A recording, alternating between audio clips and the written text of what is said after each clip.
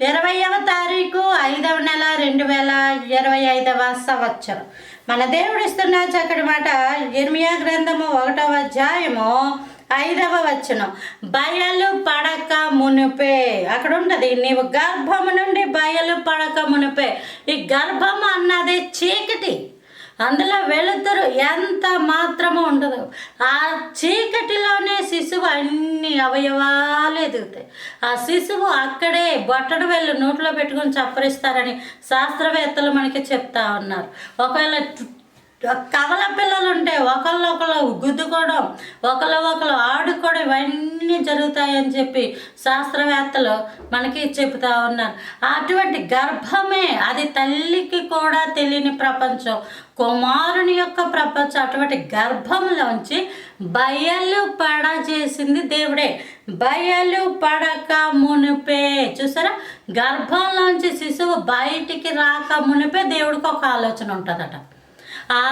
వాళ్ళు పుట్టిన తర్వాత ఆడపిల్ల పుడితే ఒక ఆలోచన, మగపిల్లడు పుడితే ఒక ఆలోచన అని 2 రకాల ఆలోచనలు పెట్టుకుంటారు. ఆడపిల్ల పుడితే పలానా పేరు, మగపిల్లడు పుడితే పలానా పేరు అని 2 రకాల పేర్లు పెట్టుకుని ఉంటారు మనుషులు. కానీ అసలు గర్భంలోంచి పడకముందే నువ్వేంటో దేవునికి తెలుసు. నువ్వు ఆడో మగో ఏం పుట్టబోతున్నావో అన్నీ దేవునికి తెలుసు.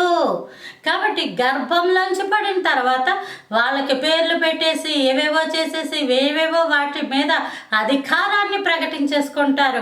కొంతమంది అయితే పిల్లలు పుట్టినప్పుడే కోళ్ళు అల్లుడు అనేసుకుంటుంటారు. కానీ ఇవేమి కూడా విపరీతమైనవి. నిన్ను సృష్టించిన దేవునికి మాత్రమే నీ మీద అధికారం ఉంది.